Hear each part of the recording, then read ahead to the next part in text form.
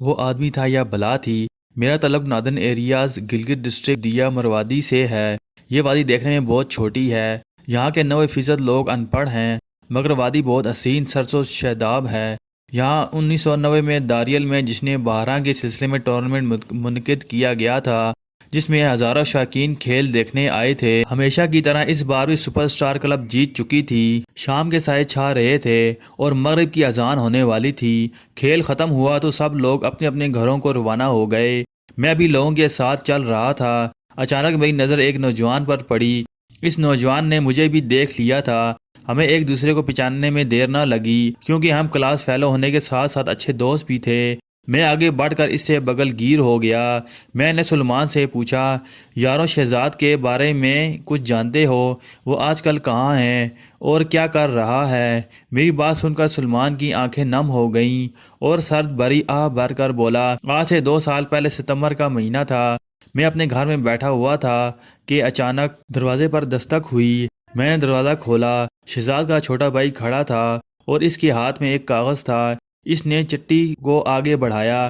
میں نے اس سے چٹھی لے لی اور لفافہ چاک کر کے پڑھنا شروع کیا۔ اس میں لکھا تھا، اتنا عرصہ ہو گیا تم سے ملاقات نہیں ہوئی۔ میں انتظار کرتا رہا۔ آج تم سے ملنے کو دل چاہ رہا ہے۔ آ جاؤ، گپ شپ رہے گی۔ ایسے میں سخت بیمار ہوں، ہو سکتا ہے کہ میری تمہاری آخری ملاقات ہو۔ جب میں شہزاد کے گھر پہنچا تو شہزاد کی امی نے دروازہ کھولا اور انہوں نے مجھے اشارے میں بتایا کہ شہزاد اندر ہے۔ میں شہزاد کے کمرے میں پہنچا تو میرے دل کو دھچکا سا لگا۔ میں کچھ دیر باہر ہی کھڑا رہا۔ اسمارٹ شہزاد ہڈیوں کا ڈھانچہ نظر آ رہا تھا۔ وہ آنکھیں بند کر کے چرپائی پر لیٹا ہوا تھا۔ میرے آنے کی آہٹ سن کر اس نے آنکھیں کھولیں اور مجھے اپنے پاس بٹھا لیا۔ رسمی علیگ سلیگ کے بعد میں نے اس سے پوچھا کہ آخر کیا بیماری ہے، اس حال تک کیسے پہنچے؟ اس نے بتایا کہ جولائی کا مہینہ تھا اور گرمی کی چھٹیاں تھیں۔ مجھے اپنے انکل سے ملنے کٹبری جانا پڑا۔ وہاں 1 ماہ رہنے کے بعد واپس ہوا۔ صبح کٹبری سے روانہ ہوا تھا۔ مغرب کی اذان کے وقت یشوٹ پہنچا اور وہاں سے اکیلا نکل پڑا۔ آخر کار رات کا اندھیرا پھیل گیا تھا۔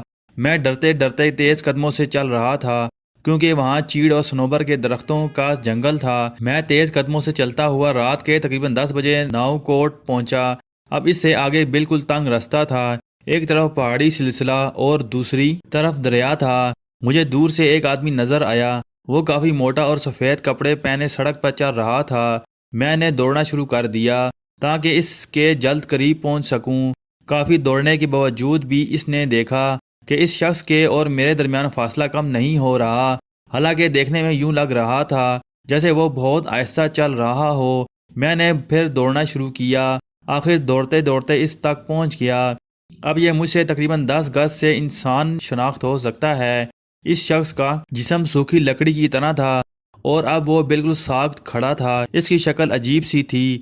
میں اتنا خوفزدہ ہوا کہ میری ہمت نہ ہوئی کہ اس سے بات کروں یا اس سے آگے بڑھوں۔ میں ذرا دیر یوں ہی چپ چاپ بے حس و حرکت کھڑا رہا۔ پھر اچانک وہ شخص غائب ہو گیا۔